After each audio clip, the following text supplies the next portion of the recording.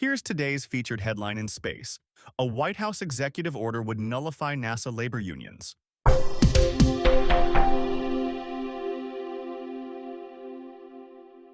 Today is September 2nd, 2025, and you're listening to Space News First Up.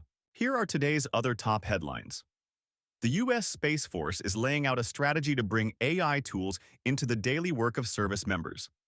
Chinese commercial rocket company Orienspace has raised tens of millions of dollars in Series B plus financing as it moves towards a key test flight. South Korean company SI Imaging Services says a European customer will lease its latest imaging satellite. And NASA's draft procurement of a lunar nuclear reactor system emphasizes commercialization. First Up is produced by Space News, the industry standard for professional space journalism. Visit spacenews.com for breaking news, policy updates, and original analysis. We begin today with news that a White House executive order would nullify NASA labor unions.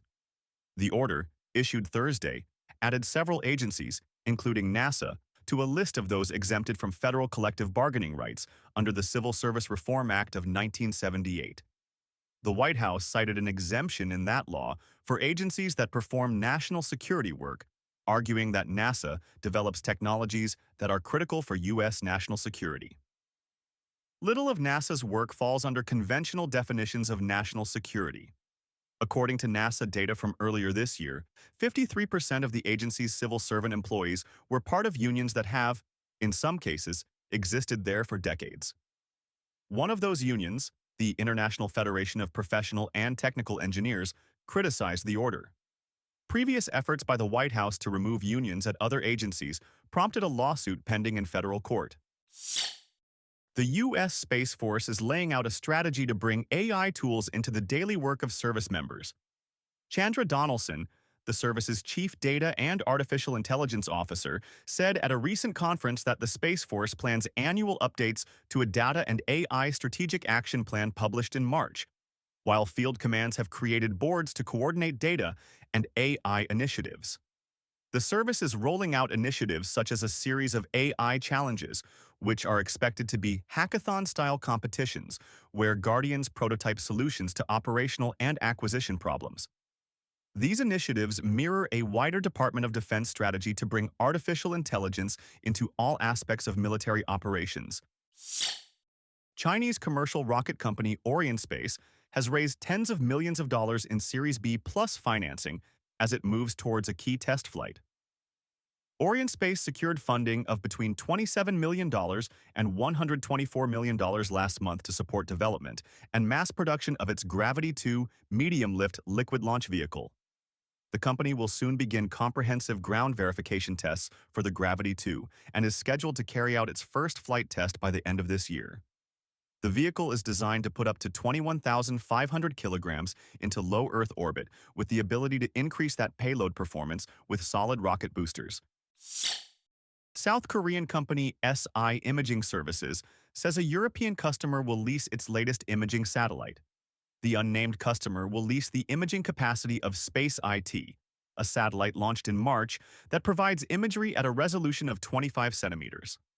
The company did not provide details about the lease, but said the deal is worth more than $11.7 million. The agreement is the latest example of the growing popularity of the satellite-as-a-service business model. NASA's draft procurement of a lunar nuclear reactor system emphasizes commercialization.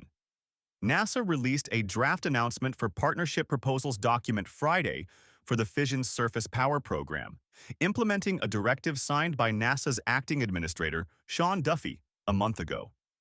NASA plans to use a public-private partnership approach with funded Space Act agreements to develop a reactor capable of producing at least 100 kilowatts of electrical power and be ready for launch by the end of 2029. The document emphasizes the commercial approach to the program, with companies required to provide a business case for the reactor that includes customers other than NASA. Companies can propose that NASA land the reactor on the Moon, but the document said the agency will give higher ratings to proposals that offer a wholly commercial approach to reactor delivery. Discover your next mission in the space industry with the Space News Job Exchange. Visit jobs.spacenews.com to find top aerospace roles and connect with leading employers. And for employers, use discount code JOBEX for 15% off your next purchase. In other news, SpaceX performed 2 Starlink launches over the Labor Day weekend.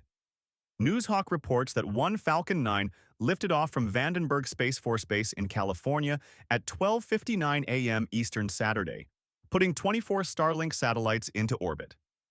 Additionally, Spaceflight Now reports that a second Falcon 9 lifted off from Cape Canaveral, Florida, at 7:49 a.m. Eastern Sunday, delivering 28 Starlink satellites.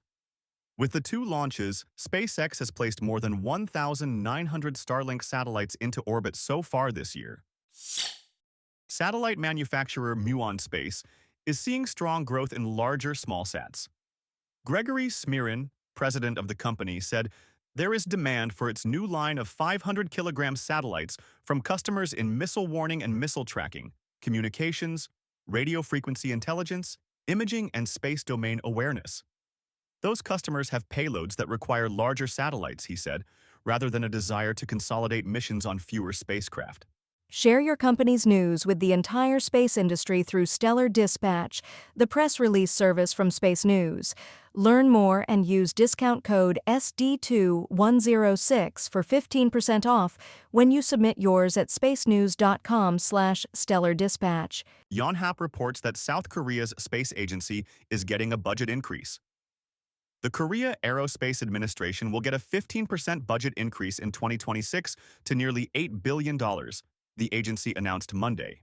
The additional funding will support development of imaging and communication satellites, as well as a proposed lunar lander. Funding for launch will decrease, though, as the agency delays work on a next-generation launch system. A plane carrying the president of the European Commission allegedly suffered GPS jamming by Russia. AP reports that the plane, carrying President Ursula von der Leyen, suffered GPS jamming while in Bulgarian airspace, but landed safely, a Commission spokesperson said Monday. The Commission blamed the jamming on blatant interference by Russia.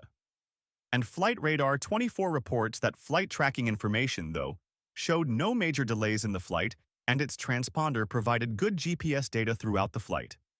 EU officials said the incident showed the need to augment satellite navigation services with low Earth orbit satellites less susceptible to jamming.